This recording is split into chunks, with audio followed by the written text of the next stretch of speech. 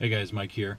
It's a rainy afternoon and I wanted to get my dash cam put in the Interceptor, and I took it out of my old vehicle and wanted to reinstall it in here. I also bought a second one for the rear. I doubt I'll get to that one today, but I figured I'd do that while I talk to you guys and kind of give you a recap of what's happened over the past month, or not even a month. So I put up some videos on my Interceptor, despite what everyone seems to think, especially with the first video. I actually do like the vehicle a lot, and I'm not complaining about it. I didn't realize it was going to get such a large viewing. I went from 200 subscribers to over 1,000 in a matter of 2 weeks. And what surprised me the most was the comments. A lot of haters out there, and I just don't see the point. Like, you don't know me, I don't know you. I'm not going to make snap judgments about you. By the way, while we're talking, I'm trying to get this together here. So why are you making snap judgments about me? Yes, I bought a police Interceptor. It was the vehicle that I wanted. No, I'm not going to go try pulling people over. It has the space I wanted for my hobby, which is ham radio. It fit my needs. But I'm here to show you what I've done. I'm here to inform people about things they may not have known. I just wanted to thank my subscribers again, thank everybody who's watched, and especially the people who have made positive comments. I really appreciate those, and I hope to do more videos. So the dash cam I had in my other vehicle was I believe it's made by Black Box or Spytech, G1W-C, and the -C indicates that it has a capacitor in it instead of a battery. In Phoenix, the lithium-ion batteries do not last, especially in the heat of a car. So they made a capacitor version, which will not run standalone, but it has a capacitor in it that will keep it running just long enough to shut down. I've had that one in my car for at least 3 years in my other car, and it's been working. It worked great. It's got good video quality. At this point, it's probably a little older because like I said, I've had it for at least 3 years. But I really like the capacitor point. I've had other dash cams that do have a lithium-ion battery, and the battery goes bad, and then the thing doesn't work. And so I really like the capacitor. It's been working well. If you look at my channel, there's at least 1 or 2 videos from it that you can see the quality on it. I bought 3 different mounts for it, but none of them work. Even though they said they're for this camera, the mount is slightly different.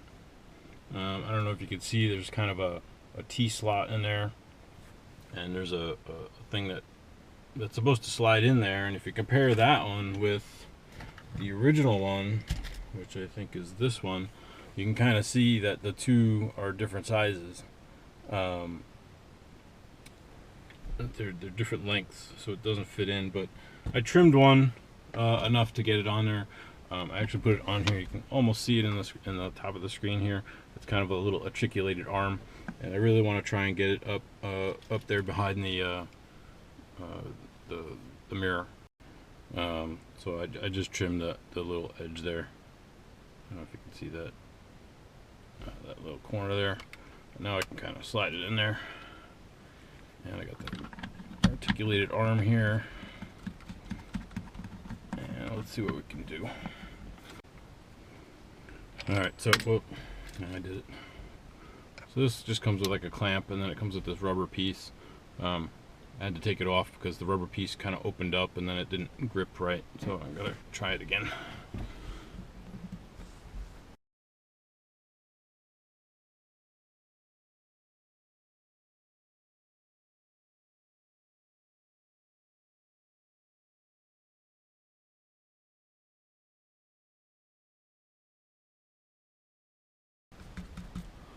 I think that'll be pretty good, actually.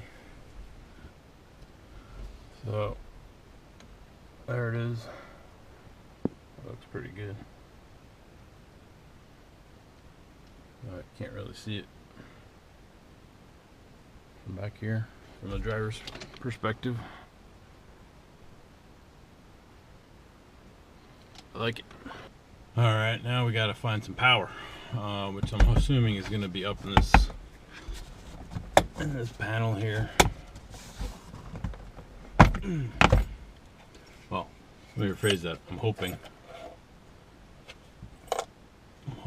that one of these things has ignition on it, and because the little button for the rear hatch that we don't use anymore only works with the ignition on, I'm going to guess that one of these wires going to it is ignition, so we'll have to figure that out. Oh, one other feature I don't know that I ever showed, it comes with this giant dome light. So it comes with a, you know, to do your paperwork, but it also comes with a red one to not kill your night vision. I have absolutely no need for that, but it's kind of a cool little feature that they build in. So I got my meter here.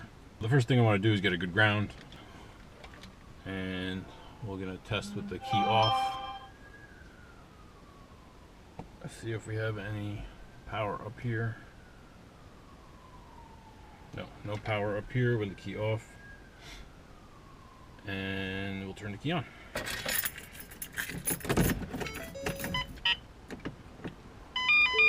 Except that takes my ground away. Alright. So we got our key on. 2 volts there, that's no good. Nothing there. And nothing there, huh? That's a problem.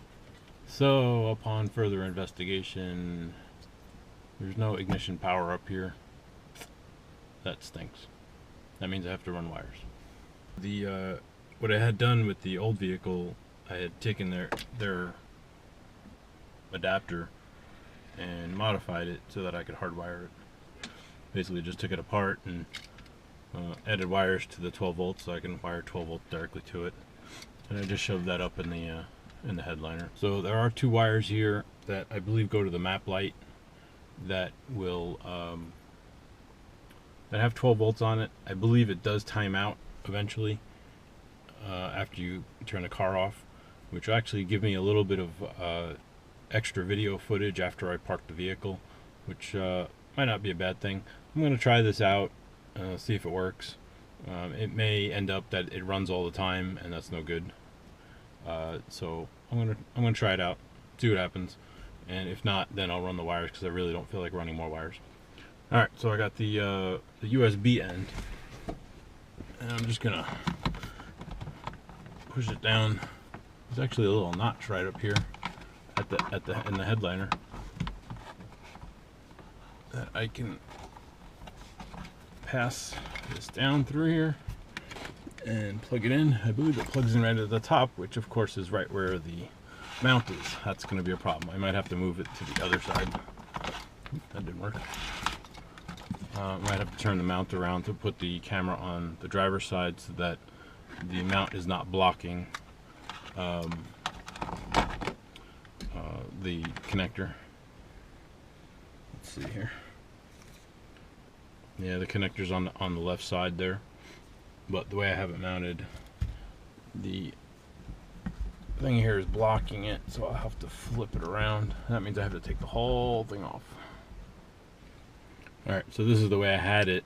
The problem is the connector is right there, so I can't plug it in because it blocks it. So what I'm going to have to do is flip the whole thing around so that it's on the driver's side. Flip this over, and that will open up that space for the thing.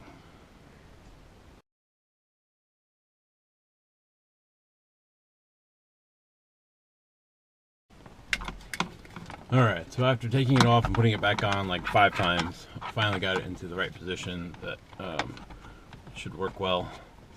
And it'll go into the position that I need it to you know, to get the correct view out the front window. Oh yeah, that'll work nice. So it just goes in, comes down, and around.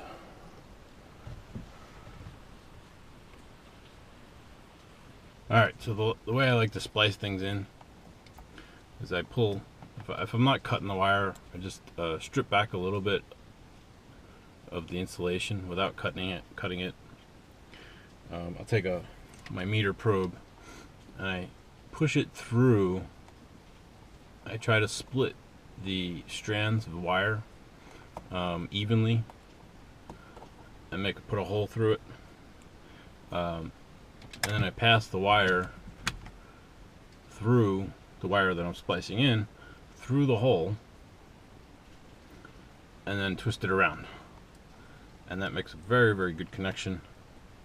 And then throw a good piece of good tape on it, 3M electrical tape, not the plasticky stuff you get at the dollar store. Also, don't tear it off, cut it off the roll. That way it's not stretched, because if it's stretched, it's going to want to come off when it settles down. That's the way I do things. Never ever use those vampire taps, the ones that you put the wire in and then you clamp them down on your third wire. Those things are horrible. They always go bad. Just never ever use them. I've seen so many problems with them. All right, so that's spliced in there, and looks like we got power. That's good. So we're gonna go around here and we'll plug this in. And that should power up that bad boy. There we go. And we can adjust it for even. Actually, it looks pretty good right there, but it needs to go to the left a little bit. Tighten that down, and I think that'll do really well. I'm just going to stuff this back up in here. There's plenty of room up in this headliner. And then just plug these back in.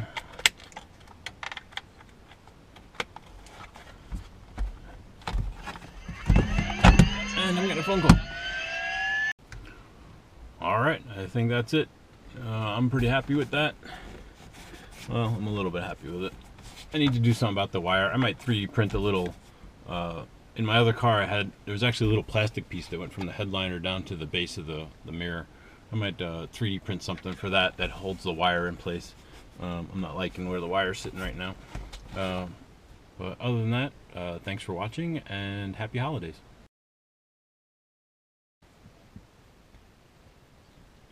Hey guys, Mike here.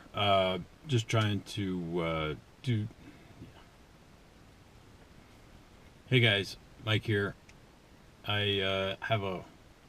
Man, I suck at this.